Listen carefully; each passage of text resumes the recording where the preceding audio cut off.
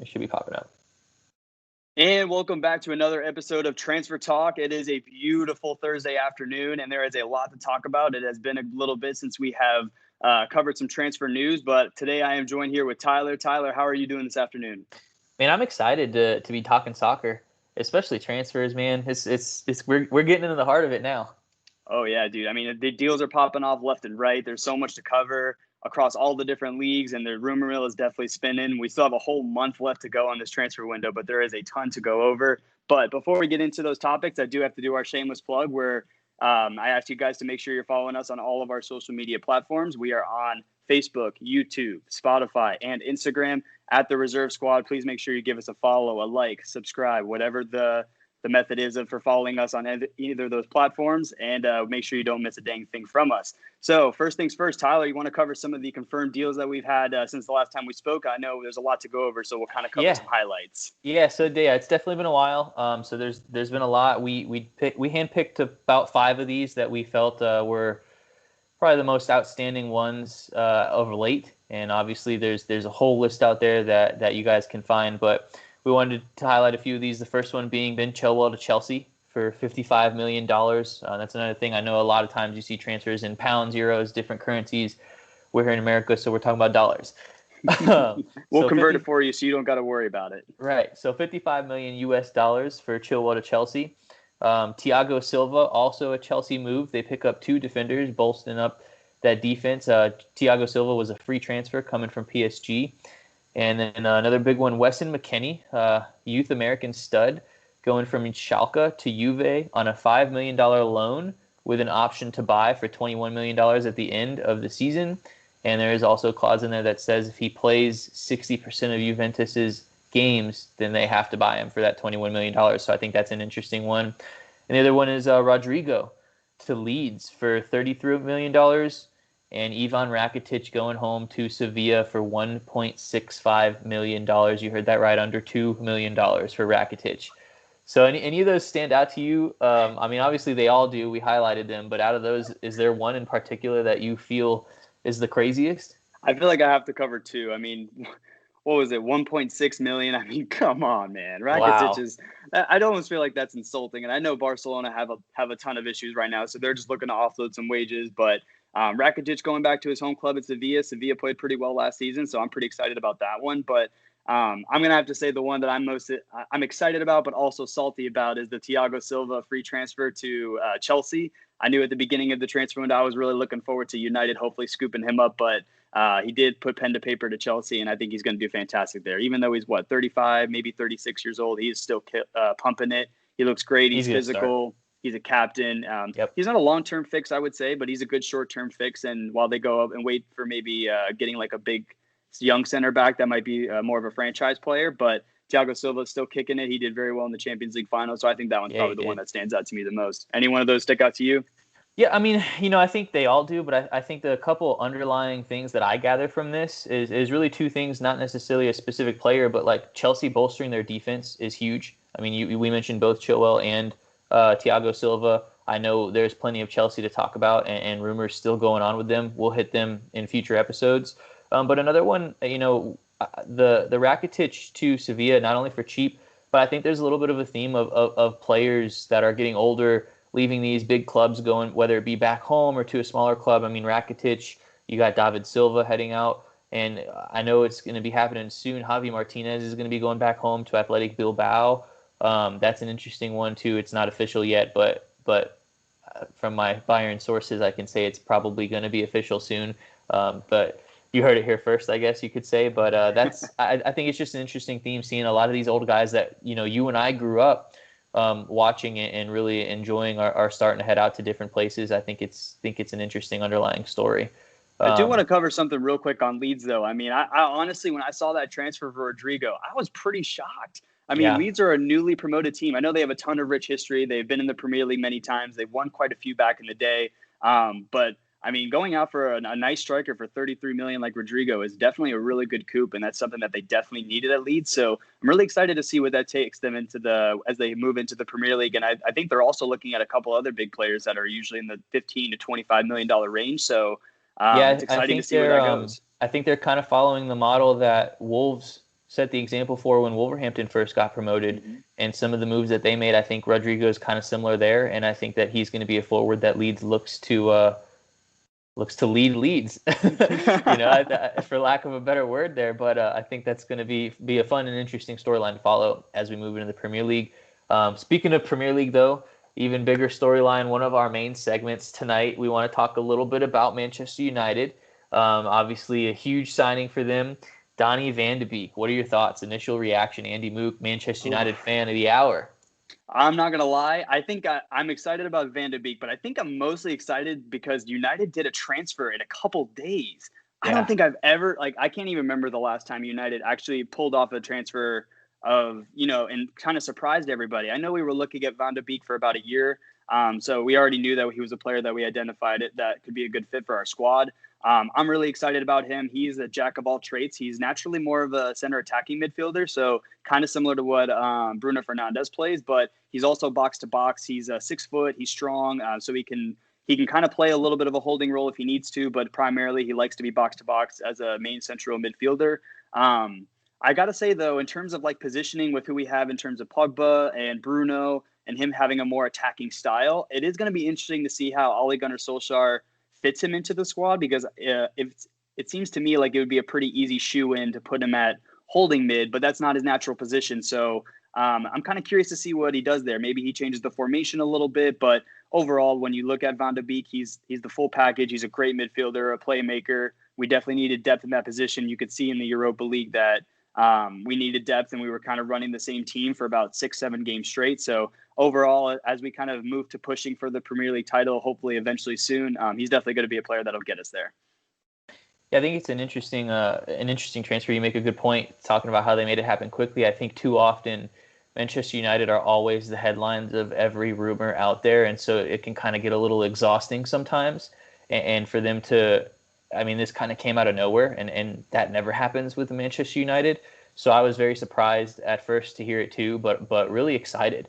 The idea of him with Pogba and Bruno is almost a little salivating, if you will. And I'm not even a Manchester United fan. I don't dislike United at all. I root for them from time to time. But having that midfield trio, so to speak, is going to be interesting. I think you're right. I think he's a natural center attack mid, but you mentioned he's a jack of all trades. So I think that midfield, what they're going to end up looking like is probably going to be a little bit similar to kind of how Bayern runs things, right? Like they have guys just rotating around. And I know you typically have, Mueller at the top and Goretzka and, Thiago playing holding midfield. But oftentimes Goretzka gets into the attack. Mueller has to cover for him. I think there's going to be a lot of that chemistry, the same way that Mueller and Goretzka have it in Bayern. You'll see from Bruno and Donny. I actually hope to see that. And then also Pogba likes to get on the attack too. So you might see all three of them play in all three different areas. I don't really know what Ollie's going to do with that, but you got to find a way to have those three playmakers on the field as much as you can, depending on what the rest of the roster looks like. It's also possible that, two of them play with either McTominay or Matic, and it just provides more depth for you guys, which going into this season is going to be a huge deal as we get into the latter parts of the season, start talking about, January, February, March, when we get into Champions League, having played through everything that we just did and restarting so fast. I know there's the 5 substitute rule, but still these guys' bodies are going to start taking a beating, and it's going to be important to have depth. And I think Manchester United made an important move to get some depth that they've needed for a long time in the squad, especially in the midfield. Yeah, I completely agree with that. And just a point of correction, actually, this is actually pretty recent, but they did move it back down to 3. I did see that. They did move it back down to 3, so that's a new thing. So it is going to be a little bit harder to rotate them, but I think what I'm thinking what Ollie's going to do is I think he's still going to keep Pogba a little bit of a holding role. I'm hoping Paul is – I guess it really depends on where Paul wants to play, because I know you get the best out of Paul when he's definitely more of like a central midfielder when he can play both defense and offense. He traditionally likes to be more offensive, but I think he's been kind of slowly molding into that more holding role. And I think that if we do that and Paul does play a true holding role with his size and he learns and he picks up on the defensive aspects, that would give a little bit more freedom for Bruno and Donny to go more attacking. But I think what's going to end up happening is Bruno will probably stay up a little bit further than Donny, but Donny will probably play more of that central midfielder role. So I think that's what it's going to be for at least temporarily. But I am excited to see Donnie. Donnie's also a great finisher. He loves to run on the left side, cut in, get on that right foot of his, and he does have a pretty good curling shot. So it's really going to be interesting to see what other additions that we make. And I'll kind of segue that a little bit into our next point, is that there's also quite a few rumors of United making a late move in for Thiago, even though Liverpool, it seems like that deal was kind of starting to wrap up, but it seems like there's still a discrepancy in the fee.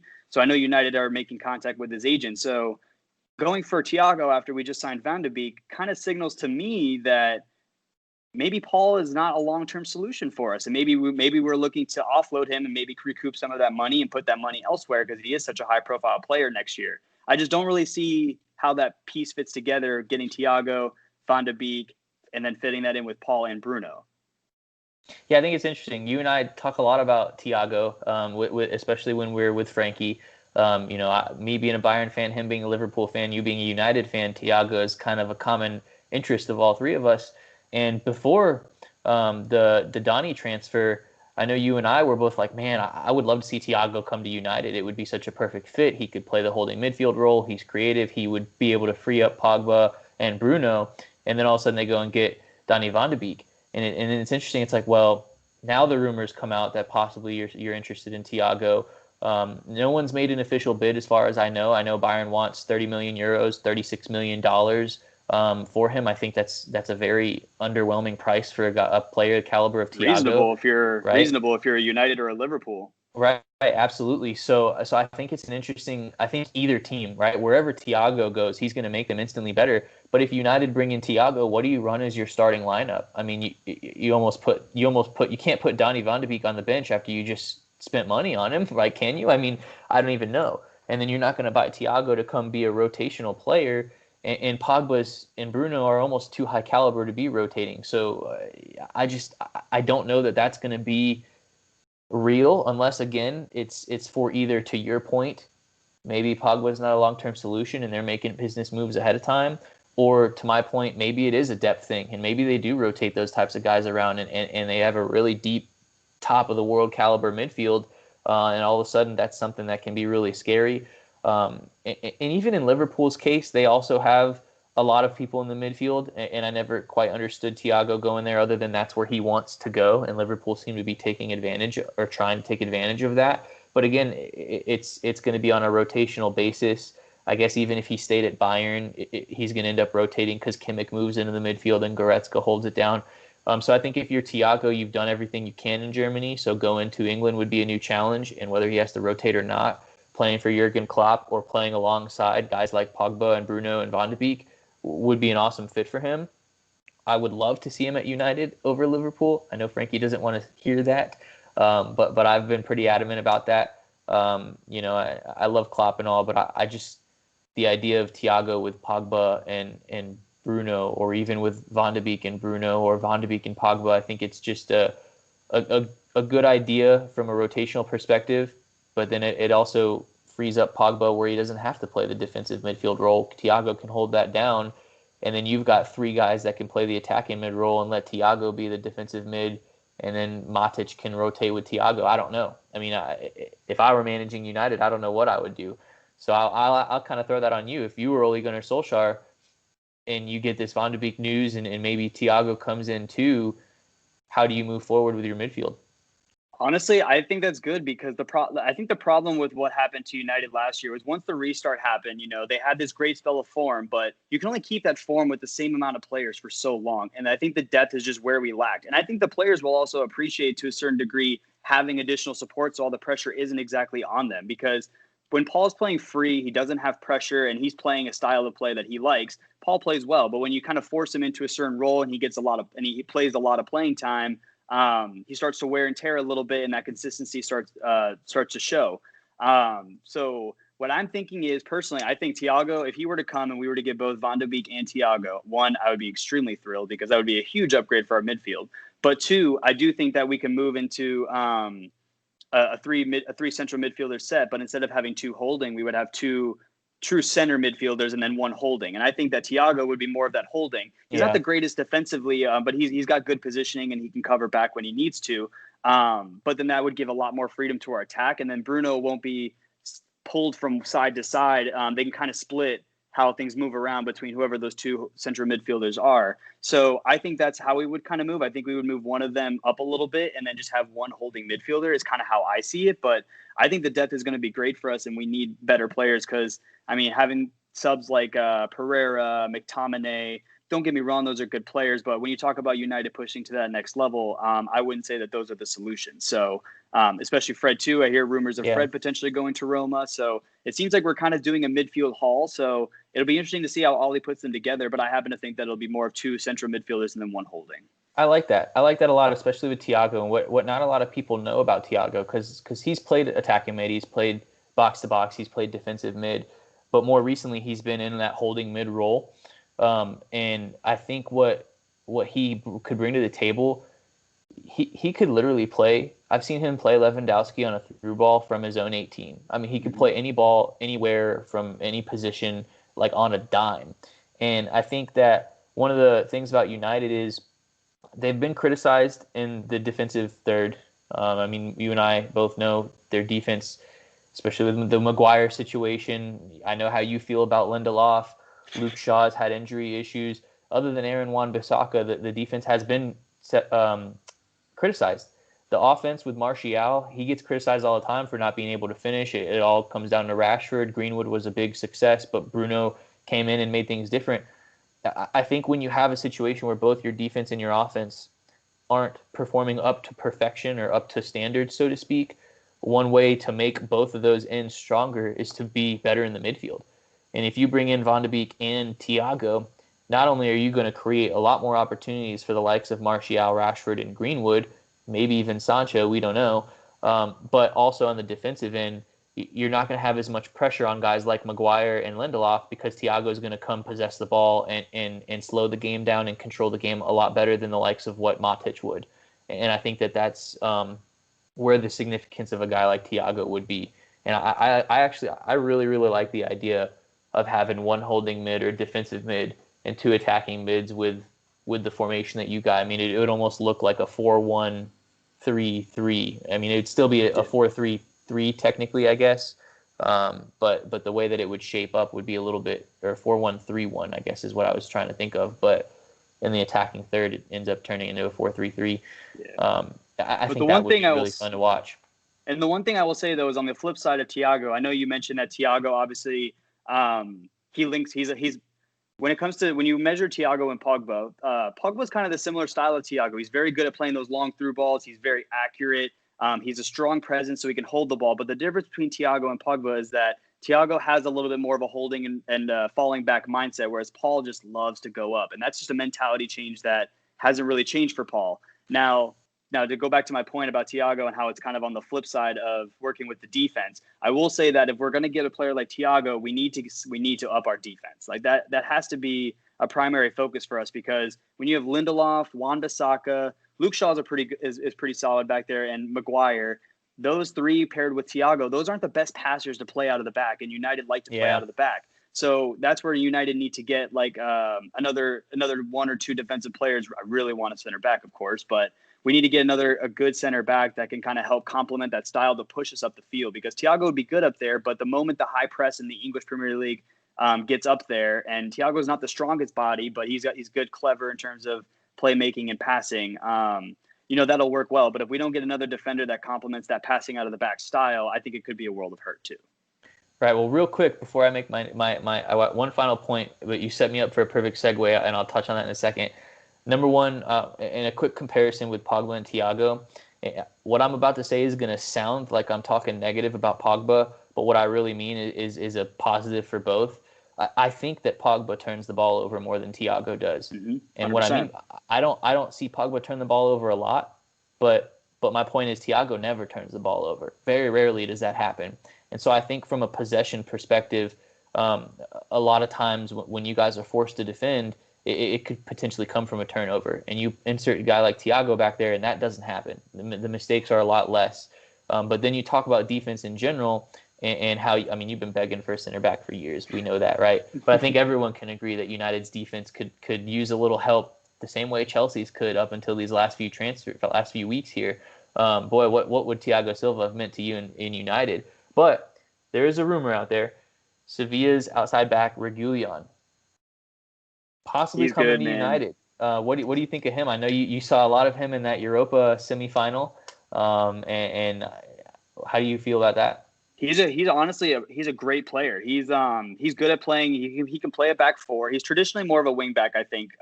But he can play that left back role a little bit, and he specializes at passing out of the back, that quick play, which is something you need when you're trying to play out of the back in the English Premier League. So Yeah. I think his style would complement us pretty well. I do think it might take a little bit of an adjustment for him to come into the squad, but I think long term that would be a good player for us. It's kind of crazy because the Reguilon rumors have kind of diminished a little bit, and less clubs seem to be looking at him. But I know United has picked up the interest, but I do think that he's pacey, so that complements the style a little bit well. Shaw's a little bit bigger of a build, and he's probably better in terms of defensive style. But in terms of the overall package, I do think Reguilon would be a great fit for us.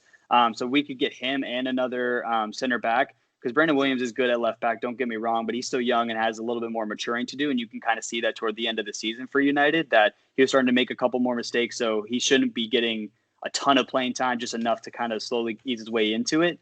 So I think if we got him and a center back plus a player like Thiago, United would be looking pretty good, and maybe a couple more depth players here and there, and we could be fighting for potentially the English Premier League title. So it's an interesting thing to think about. But man, I'll say it again, and I will say this every podcast when we talk about United: please give me a center back. Yeah, I think you're right. And I think, one final point, I don't really have too much to add to Reguilon. I know he comes from La Liga, and he'd be a great fit for you guys. I do feel like Luke Shaw gets injured every once in a while, so it'd be nice to have someone else back there to help out when the depth is needed. But I think United are going to be in good shape if they spend money on people other than Sancho. And I I think that agree. seems to be the case right now. I think that that's the better move, because if you get a guy like Sancho, you're bringing in a great player to replace a really good player. And I just don't think that that's the best investment for you guys. I think I would rather see you guys invest in Greenwood. He deserves it, and use the money elsewhere. And the defensive back four, Maguire was a good addition last year, but there's still help needed back there. I don't know if Reguilon's the final answer, but we know at least Maguire and Wan-Bissaka were additions. Now maybe if you get another left back at depth and maybe a replacement for Lindelof, who knows? You guys Yeah. could be the sky's the limit for you guys. But anyways, moving on. We wanted to talk about one other pretty fun segment, especially for our American fans and viewers. And I'll kick it off by talking a little bit about Weston McKennie. I mentioned earlier his transfer to Juventus from Schalke was $5 million loan option, $21 million to buy him if he plays 60% of the games, or if they choose to take advantage of that option at the end of the season. He's going to a Juventus squad where Pirlo is now the manager. And as we all know, Andrea Pirlo, one of the great midfielders of our lifetime. I think it's a great fit for McKennie. I don't know that he's going to see as much playing time. I think 60% is an interesting number. I don't know if he's going to be, we could do an over-under on that if you want. But I think just being able to practice with that high quality of players and having Pirlo there to teach him and kind of reprogram his footballing mechanics is going to be good for him and good for our U.S. national team. And that's kind of the topic of discussion here. Is we're going to talk a lot about U.S. national players, but we'll start with McKennie. What are your thoughts on that? Oh, I gotta commend Pirlo for this one. This is his first transfer, and I have to say, when Frankie and I were covering, holes that we wanted to cover for Juventus and just areas that they could improve on, it was kind of hard to pick center midfielders because there weren't a ton out there, at least none that we could think of. But McKennie is a great addition. He's someone that's young. He'll bring some pace. He's got a little hunger to him. It's a little bit of a different trait than the rest of the midfielders that they have, and in the likes of Rabiot, now Pjanic, they're kind of getting up there in age. So I think this is a great move by Pirlo, and an exciting one for McKennie, because McKennie was linked to a couple clubs in the EPL. None of them were probably a giant, I would say, but some good teams out there. And to get a call from Juventus and be a part of a project to play with Ronaldo and bolster that center midfield, which we know that they need help pretty badly. They already have a pretty good attack, pretty good defense, could use a couple tweaks here and there, but that central midfield is really where they need support. And a guy like McKennie is perfect. You have a guy that's hungry, wants to learn, wants to play with the likes of Ronaldo and grow as a player. I don't think they're going to quite hit the 60% games. I think if I had to guess, I would assume Juventus will probably keep it just under that, just so they're not obligated to buy him. But Yeah. I think if he does well, they definitely will buy him. And for 21 million, that's a that's a pretty good deal, I would say. Yeah, I think so. And I think you hit the head with Ronaldo, because from what I've seen when Dybala trains with Ronaldo, what Ronaldo brings to the table is just a training like no other, and really sets the bar for what needs to be done at practice. And Pirlo brings the tactics and the strategy, and kind of like, I'm not going to compare Pirlo to Pep because it's at the very beginning of his managerial career, but I always felt that he was a coach on the field, and now he gets to be the coach off the field. I think it's an incredible learning opportunity for McKennie. I think it's going to be a really good fit for him. The downfall, maybe he doesn't get as much playing time, but Schalke was in shambles. There's a little bit of a back end of this story, and he asked to leave Schalke because they were pretty much about to go bankrupt. That's still kind of up in the air, is what's going on with them. And originally he wanted to go to the Premier League to play with his good friend Christian Pulisic, who also came from the German league. And, none of the English Premier Leagues really came knocking seriously, and all of a sudden Juventus did. I think that's a win-win for him. That's a dream come true for any American soccer player, to be playing at a club of that level, and to be able to have the opportunity to prove yourself.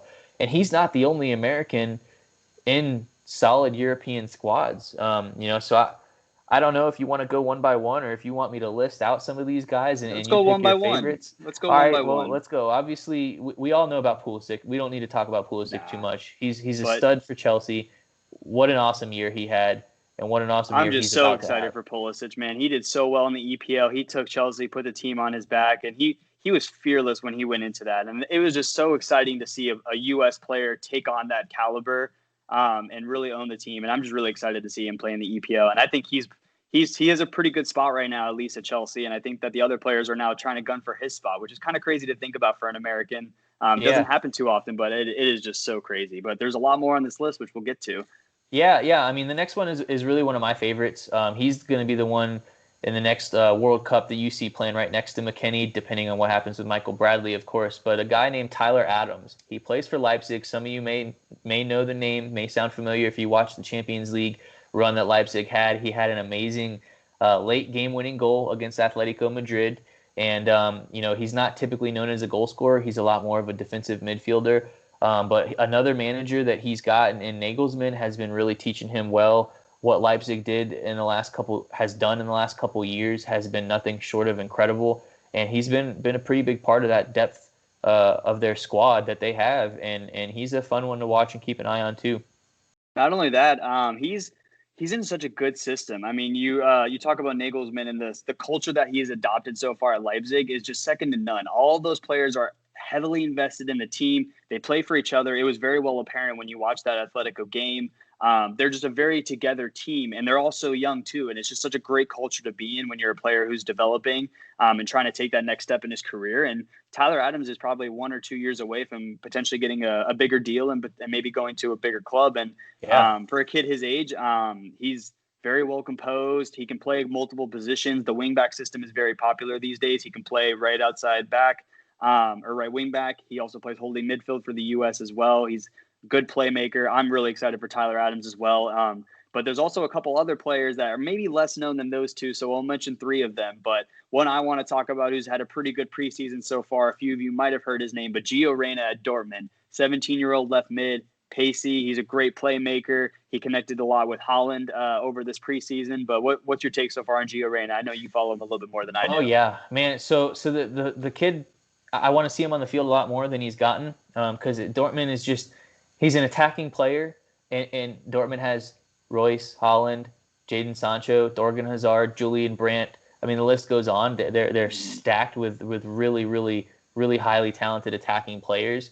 But man, when he does come on the field because of a Royce injury, or if Sancho gets sold, or whatever the case may be, he lights it up. And Lucien Favre was the coach there. I don't know if he's staying there another year or not. We'll have to fact check that. But he started to give Gio Reyna his time there towards the end of the season, because Reyna deserved it. And he came on, and he just looks really good, really crisp on the ball. He fits that Dortmund quick, I don't want to say ticky-tack, but that how they do their 1-2 through balls a lot. He really fits that play style very well. And now that they're going to have a guy like Holland as a target man, or whatever you want to call him, a Superman, for a whole season, whenever Gio Reyna gets on the field, he's going to have ample opportunity to show himself. And I think that's kind of the theme of all these American studs, is they're starting to prove themselves, and other clubs are being more open to the idea of buying them, and that's going to be huge moving into the future, and hopefully it'll be implicated on our World Cup squad, and we don't have to deal with what we dealt with a few years ago.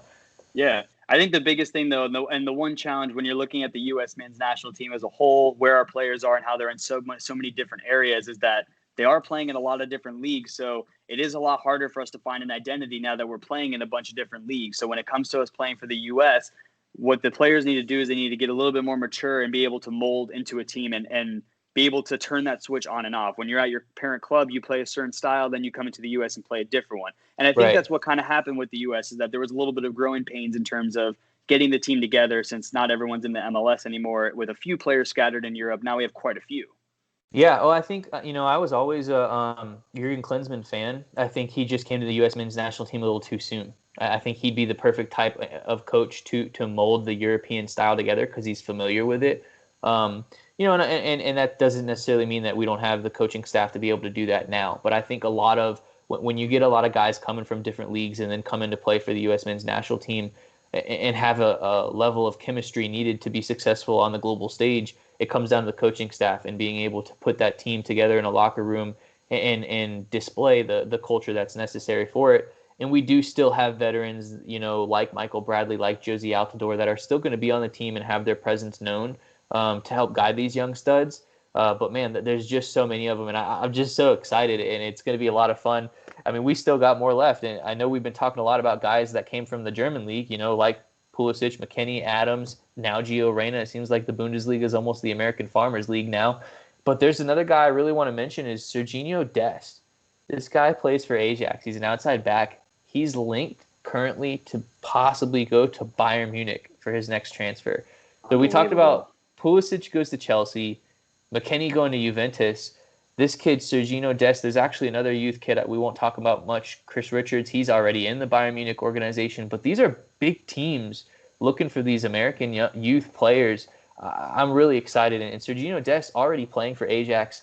I mean, poor Ajax is just getting poached left and right. But he's been a part of that squad for the last couple of years, and they've done a lot. They've had a lot of success. And I'm just really excited for this kid. And it's another position that the U.S. men's national team needs depth with. Yeah, I mean, you got DeAndre Yedlin, who's kind of getting older now, and he's starting to fall out of favor. I do know Dest. He has kind of fallen out of form in like the last year or so. I think he had a little bit of injury issues as well, but he's very pacey. He just needs to work on his defensive skills a little bit more and re-earn that spot back at Ajax. But he definitely can. He's definitely a player that has that quality. I think he's just needs to mature a little bit more and just get a little bit more playing time to get comfortable with the team. But very exciting for Ajax, and he'll definitely he definitely has the caliber to earn a spot back, and I think he will too. I want to ask you this question. So, if we rewound probably about a year and a half, when the news was broke that Canadian Alphonso Davies was going to Bayern Munich, 19 years old, left back, David Alaba hold the position down. No one said anything about Alphonso Davies. And right now, I feel like we kind of feel the same about this Serginho Dest kid. Could he be the American version of Alphonso Davies? I mean, my goodness. First of all, as a Bayern fan, that's just music to my ears, but as an American get another one soccer from North supporter, America. Yeah, exactly. And Bayern Munich's clearly doing things right down there, or over there, I guess I should say. And I think the sky's the limit for a youth player going to that club right now. And I would I'm really crossing my fingers for that to happen, not only because we need depth behind Pavard to allow for Kimmich to play in the midfield more, but also just for the American national team and Dest's future. And it's going to be awesome. And that's also a good thing about Bayern too, is that, we talked a couple of weeks ago about trying to dissect Bayern and holes that they had, and there weren't really any holes. So that's kind of the beauty thing about Bayern, is that they don't have that many holes that they exactly need to fill. They could fill maybe a couple depth players, but they can focus on youth and start building that next generation that comes up behind these guys. And that's what's so exciting about Bayern. And that's exactly what the signing of Dest would be. But we can continue to talk about Dest for a while, but there is one more person I do want to mention. You mentioned Josie Altidore a little bit earlier. He's kind of getting up there in age, and I do like Altidore, but I don't think that he was ever was one of the best strikers that we had. I think early on in his career he was, but he started to lose form in our last World Cup effort. Hasn't been that great in recent years, but there is a youngster that's coming up. He plays for Lille. His name is Timothy Way. He still has a little bit more maturing to do, but He's a pretty tall striker, 6 foot. He is pretty strong as well. He has a shot, but he does need to mature a little bit more. But that's another youth player that's kind of coming up. So when you look at the players that we've dissected now, we have 2 central midfielders in McKinney and Tyler Adams, essentially. You have on the right side, we have Serginho Dest. You have both wings covered with Gio Reyna and Pulisic. And then you have a striker up top at Timothy Way. I mean, and then you have Stefan, who also plays for goalkeeper as a backup to City, who, that's still a pretty good team to play for. So there's just a lot of excitement with this American team. And I think going into the next World Cup, it'd be pretty bad if we didn't make it out of the group stage, at least there. We definitely should. Yeah. Or qualify for the World Cup, actually. We're only talking about their youth. Like, we didn't even mention guys that are already formidable. So, Bobby Wood's a pretty solid starter there. Michael Bradley, he's old, but he's still in the club. I actually think Pulisic plays. And now I don't know with all this youth talent coming up if we're going to put him on the left or if we're going to. In my experience watching the U.S., he generally plays like a center attack mid, very freedom role. And if he's got McKinney and Adams behind him, that's a good midfield in a European soccer team, let alone on the global level, regardless of who's playing out wide. Tim Way playing for Lille. Boy, Lille has some youth talent, don't they? Yeah, they do. They really do. Another good one that we didn't mention too is Josh Sargent.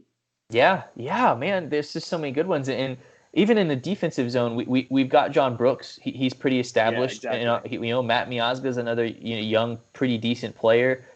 Stefan, the backup goalie for Manchester City. He spent his time on loan at Dusseldorf this last season. He's proven to be in the mix there at City. We've got the pieces to the puzzle at this point. In my opinion, it's just a matter of how well we can put them together. And that's just it. We definitely have the players that are up and coming. It is a moldable team at this point. I'm not sure they're a team that might go all the way, but the pieces are starting to form together, and more U.S. players are getting out there, which is really exciting. So I think as long as we're able to mold them into a team and bring that team together when they're playing for the U.S. national team, we could go pretty far. And I'd say that's pretty exciting. So I'm definitely looking forward to it. I know you are as well. But we'll segue over into our last segment. We'll go into Flop or Flourish. We have quite a few good ones to go over today, and we will start off with we have Ezzy going to Crystal Palace. I know Cam is a little salty that this is happening, but also excited because Crystal Palace is his English Premier League team. But what do you make about Ezzy going to Crystal Palace? Do you think that's going to be a flop or a flourish? Man, I wish we could just phone a friend right now. I know, Cam's always on our weekend podcast show, and he's a huge QPR fan, and I think Ezzy's his favorite player. And fortunately for him, Crystal Palace, I believe, is one of his favorite English Premier League teams. So as tough as it is for him, I think it's also a blessing for him. I'm sure that's going to be the next jersey he buys. I really like the move.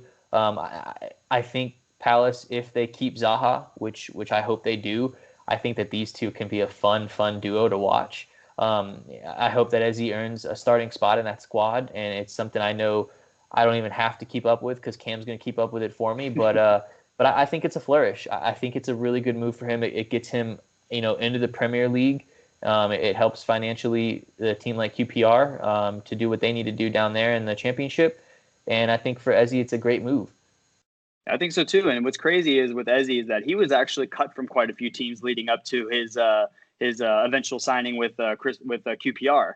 So it's really exciting to see, a player that was cut from quite a few teams make it out and Crystal Palace and QPR, do very well in the Championship, and then now he's earning a spot in the Premier League. So really exciting in terms of a storyline. But not only that, I think it's really exciting for them because it was a pretty good price. I think it was 20 million, so probably roughly around 22, maybe 23 million US.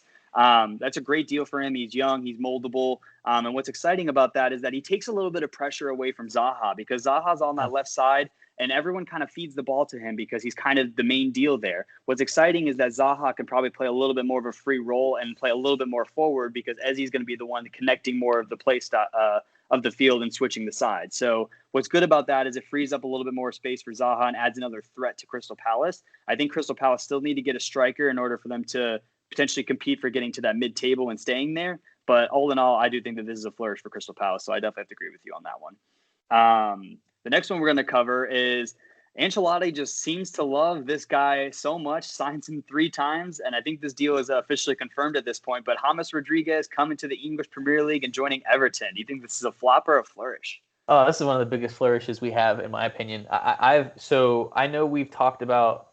First of all, I'm a big fan of James Rodriguez. I always have been. I enjoyed his time at Bayern Munich. I thought he was really good when he was with Real Madrid, and now he gets to be played a lot with Ancelotti again at Everton.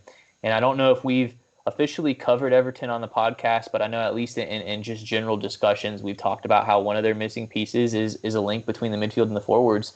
And James Rodriguez is the literal perfect fit for a link between the midfield and the forwards. I mean, that is his role. He plays that number 10 role. He's not the paciest or the biggest guy that you're going to have on the field, but he's another one that's very creative. He can place the ball anywhere. He's one of the nastiest free kick takers I've ever seen, and I've seen quite a few. And I think that's saying a lot. It's a very underrated skill of his. We know what he can do with Colombia's national team, and I think it's going to be good to see him in the Premier League, right? I mean, he's done pretty well with Real Madrid, but it's tough to get a starting spot in there. He did well with his time at Bayern, and now he gets a chance to go to the Premier League and be reunited with Carlo Ancelotti. I just can't imagine. I can't even think of an argument for how this would be a flop. This is Flourish 100% in my book. I think the only perspective, so I think it's a flourish, but I will say it's somewhat of a flop in my opinion, just in terms of I don't see the formation. I'm not, because the way they run their formation is they've been running with, I think it was like a 4-2-2-2. And so if you're kind of running that formation, you kind of have to pick a side for James, and then that's quite a bit of space for him to cover. So I think they have to change their formation. I know they've kind of played with the 4-4-2 as well.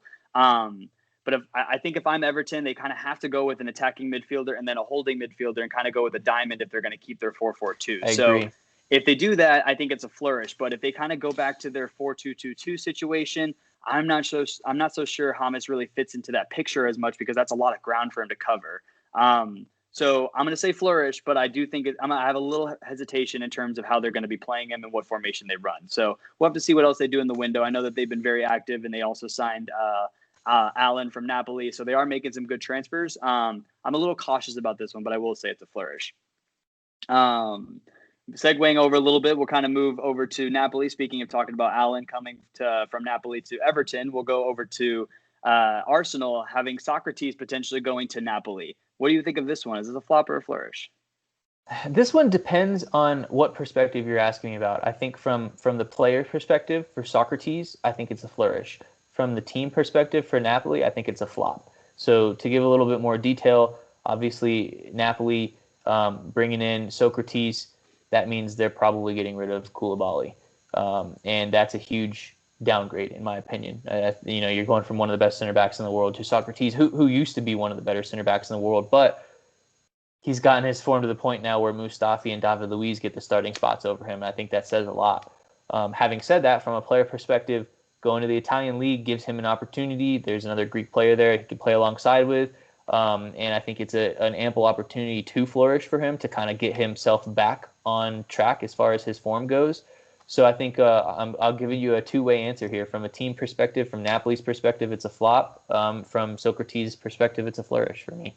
I think you hit the nail right on the head, so I don't even feel like I need to say anything on that one. So we'll move on to the next one. We'll talk about Wijnaldum. This is kind of an interesting one to me, but Wijnaldum to Barcelona for a reported $20 million, probably more like $24 million deal. Do you think this one's a flop or a flourish?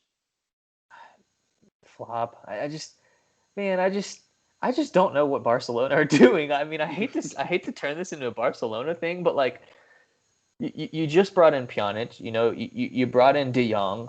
I get that you're selling Vidal, but like you've got other midfielders there that are young and upcoming. They sold Rakitic, right? And maybe they sell Busquets. Who knows? But like Wijnaldum, I like Wijnaldum, but I think he's a good fit for Liverpool, and I'd rather see him stay at Liverpool and be with Klopp than go to Barcelona. I think also for him, and I no offense to Barcelona, but I think Liverpool are on a hell of a lot better of a path to getting trophies on the European level and Premier League level than Barcelona are.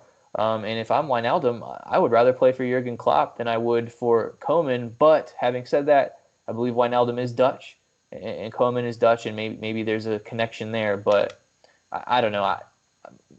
I lean for a flop on this. Yeah, I mean the thing I keep thinking about is, and to my understanding with this deal, the reason why he's being linked to Barcelona is due to he wants an extension and he wants more money. And I know it seems like Liverpool are kind of holding their ground a little bit. They don't want to give him too much more. And that does make sense to a certain degree. But when I look at this, I'm like, if it ain't broke, why fix it? Yeah, exactly. I'm just kind of wondering what. I just didn't really think money would be that big of a thing for him to want him to move to a potentially toxic Barcelona. And I know Koeman's there, so you do make a good point with that. But I think for Wijnaldum, he could do well there, and I think he would be a good asset to Barcelona. So I do think that would be a flourish in that sense. But I just think that when you compare what he has at Liverpool to what he has at Barcelona, I feel like just take the same money that you have because you have a better shot at winning titles. So, and maybe that's not as important to him. Maybe he is looking for a little bit more money, and I do understand that perspective as well. And to one of our earlier points, maybe he sees all these rumors about Liverpool trying to bring Thiago in, and maybe it's him that gets the boot from playing time, and maybe he wants to go to Barcelona and thinks he's going to get more playing time there. I'm not sure. And maybe it's not really up to him. Maybe it's hey, Barcelona came knocking, and Liverpool's, this will fund our $30 million move for Thiago, and we're going to go ahead and go through with it. Maybe he doesn't really have much of a choice, and if you're going to leave Liverpool, going to Koeman in Barcelona, I know it's a toxic situation, but the Dutch connection may be something worthwhile for him there. But I think we got one more flop or flourish. Let's hear it. This is kind of a big one. I mean, I don't know if you guys have heard this by now. I mean, it's groundbreaking news. Probably hasn't even hit the press at all yet. But you know what? We'll give it to you. This is a true reserve squad exclusive right here. Lionel Messi to Manchester City. What do you think about this one, Tyler? I know you guys covered this a little bit on the main podcast, so we won't want to deep dive into this too much. But do you think Messi to City would actually be a flop or a flourish? I'm already ready for the Messi drama to I thought the Leroy Sané drama was bad. Man, this Messi stuff's just getting started. It's messy. It's a messy situation. You know what the worst? Sorry, I had to. You know what the worst part about it is that it's something new comes out every day, but really nothing new comes out at all. It's like the same thing over and over again. Exactly. Everyone's just reporting the same thing over and over again. But anyway, to answer your question, I think Messi to any team is a flourish, right? I mean, that's the easy answer. I don't want to call it a cop-out answer, but there's no way that Messi to City is bad for anyone other than Barcelona. He's played with Pep before. Pep loves him. You can literally insert Messi in anywhere in any lineup, and it's going to be a flourish. But I'm going to make an argument for flop because I don't feel like very many other people would on this. And my argument is a little bit, I don't know how to word it, but I remember back when Alexis Sanchez first went to Manchester United. I had a good friend one of my previous employers. His name was Jordan. He was a big Manchester United fan. He was very excited for Alexis Sanchez, and I told him no. Alexis Sanchez is going to be cancer to the team because of his play style doesn't fit with the play style of Manchester United, and that's what ended up happening. Plus the off-field antics that happened when he was trying to force a move out. Right, exactly. I think Messi coming to City. Messi's very accustomed to being the focal point, the star, the guy that's always on the ball and always creating everything. And he's going to get into a squad where, you've got Sterling, you've got his Argentine teammate Aguero, and the focal point is Kevin De Bruyne, right? De Bruyne is the focal point. How do you split the focal point between Messi and De Bruyne? I think the only way it's a flop is if that chemistry doesn't work. And I know you might think I'm crazy, but you said if it ain't broke, don't fix it. There isn't really a lot broken with Manchester City other than, it was a tough loss in the Champions League when they overanalyzed things. But defense. Manchester City, right. But Messi's not going to play defense. So I think Koulibaly is more of an answer for them than Messi is. However, again, you're upgrading from Mahrez to Messi if you put him on the right side, and that's just ridiculous to have him, Aguero, Sterling, and Kevin De Bruyne as your front four. So, it's obviously a flourish, but I feel like I had to make some sort of attempt at a flop for it. But you go ahead. I have to say I'm smiling because I too also wanted to pull a flop conversation or a flop aspect to this conversation. And I'm going to draw from this from personal experience. When you look at Manchester United, when we had Ronaldo, key player, he is the focal point, he's the icon of the team. It's kind of, once you adapt to that play style and you have that type of player in the environment, it does take quite a bit of time to ease out of that. So if Messi comes in, they're going to get used to a Messi play style. They're going to give him the ball quite a bit. He will score some goals. He'll do well. And I think in that sense, it's going to be a flourish. But then when it comes to the longevity of Manchester City and how they adapt after he leaves, I think that's what's going to be the tough part. And I think that if I'm Manchester City, don't get me wrong, they invest in Messi, they're going to get their money back in terms of shirt sales and everything else that goes with it. They'll probably be able to get more money from their sponsors because they're housing that big of a player with that crazy of a likeness. So, they'll definitely make their money back. I just think that when they're looking long-term, I don't think Messi is the long-term solution. And I don't think it's guaranteed that he's going to be the missing link that wins them the Champions League. And when you're Manchester City, you buy Lionel Messi, that is what you are buying him for. You are buying him to earn Champions League and to win the Champions League, which is something that City are obviously striving for. I think their goals align in that essence. And I do think that it's good to bring those two together with that similar goal in mind. But I do think that this is not that great of a long-term solution for City, and I think that they're going to be breaking the bank for a player that's going to get a couple years out of them. And I honestly have this hunch feeling that I don't think he's going to be the link that wins them the Champions League. Yeah, and you obviously make the point about the business, insight, and that's obviously a huge reason why you would want to bring in a brand like Lionel Messi. But I think, to your point, you talk about long-term potentially being a flop, and I think my argument, the analogy is kind of like a ripple to the current, almost like a disruption to what their current status is. But one other point I'd make is if you're going to spend the money that you're going to spend on Lionel Messi, you take that money and you could, with that same amount of money, you could literally get an entire new back four. I'm just not sure that Messi going into that already potent attack is going to get them, like you said, to that Champions League final. Now, again, I also think they're one of the top 5 teams in the world, so it very well could, right? But when you're talking about what do you need to do to beat Bayern Munich, to beat Liverpool, to beat Real Madrid, is Messi coming to the show the answer? I don't know. I do think on the field he's going to be great, but they're going to be heavily, heavily, heavily criticized. And if it disrupts what they already got going on with Kevin De Bruyne and the chemistry between him, the midfield, and the attackers, then it could end up being a backfire. And when you also look at Messi in recent years too, he's still a goal scorer, don't get me wrong, but over the past few years, his biggest thing has been playmaking. He's been creating all the opportunities for Suarez. Yeah. He's a distributor. He runs on the wing, gets good crosses in. He gets into good spaces, but that's what De Bruyne does. So it's like, right.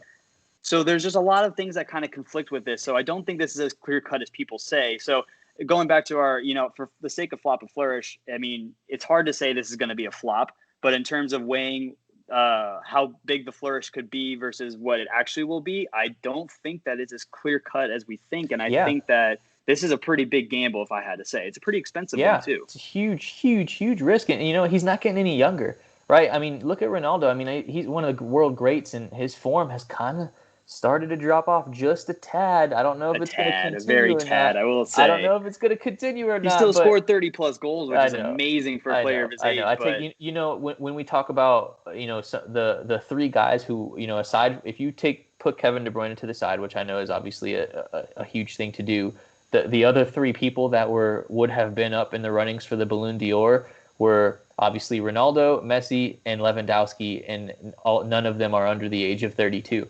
So I think that's a very interesting thing to think about too. But those are the guys that aren't getting any younger, and eventually, whether it's in the next 3 years or next 5 years, their form's going to start dying down. It's just it's inevitable unless they're truly as superhuman as they've always been. But I don't know. I think it's interesting. I think City, if he goes to another team, for him, City's probably going to be the best place to go.